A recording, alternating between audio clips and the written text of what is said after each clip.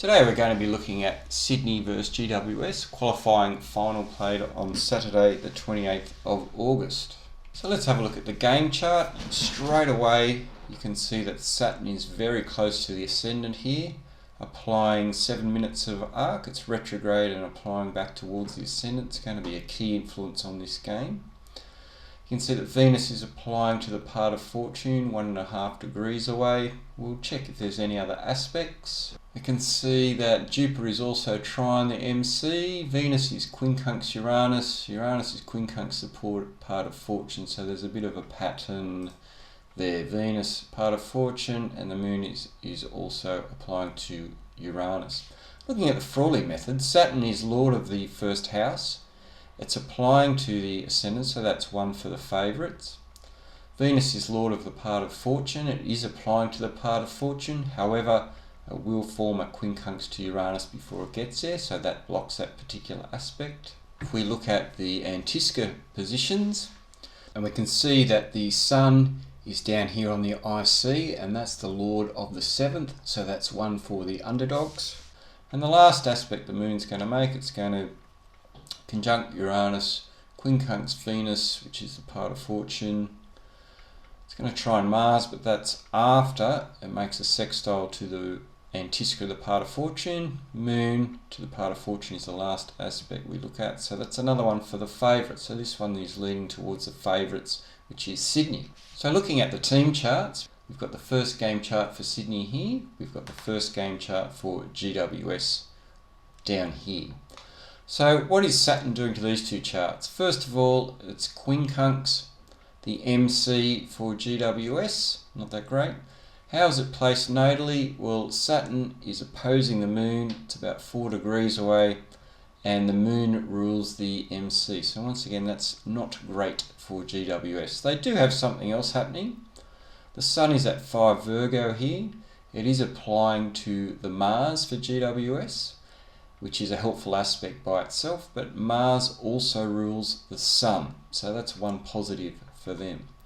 Sydney, Saturn is conjunct Uranus nodally and trine the Moon and Mars, which is okay, but none of those planets link back to the MC or the Sun.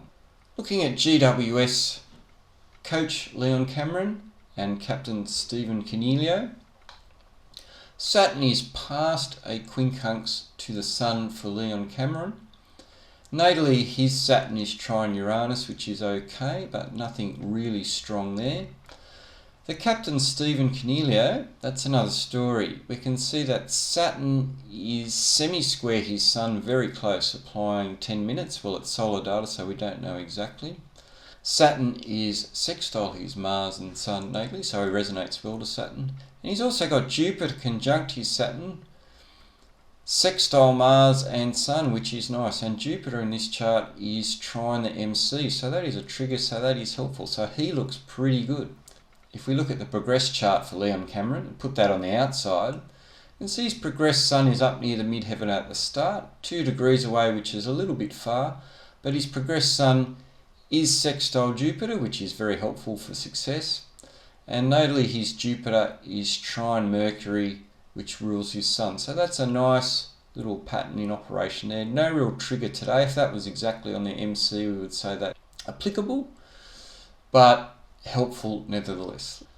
So looking at Sydney now, coach John Longmire and co-captain for today, Luke Parker. So Saturn rules the coach's Sun here at Capricorn, so he resonates to Saturn. Problem for John Longmire is his Mars is exactly opposite Saturn here, very close. So Saturn and Mars are not going to be overly helpful when they aspect his chart. Potentially the Moon is also part of that T-square, we don't know exactly. What's also interesting is Uranus is also down here.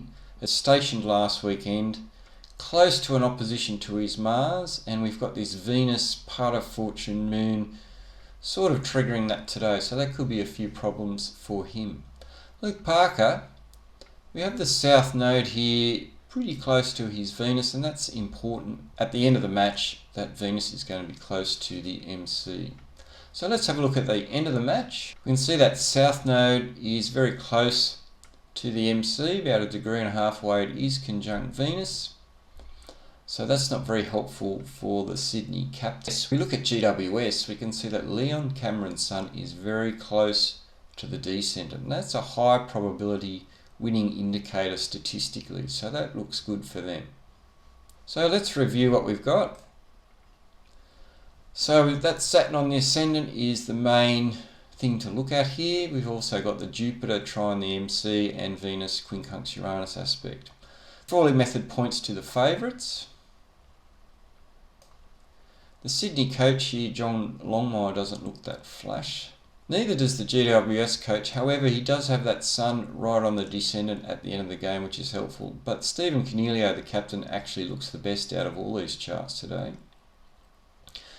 And this one actually turned out that GWS did win. They were up by a large margin and Sydney came charging back late in the game, but they managed to hold on by 1 point.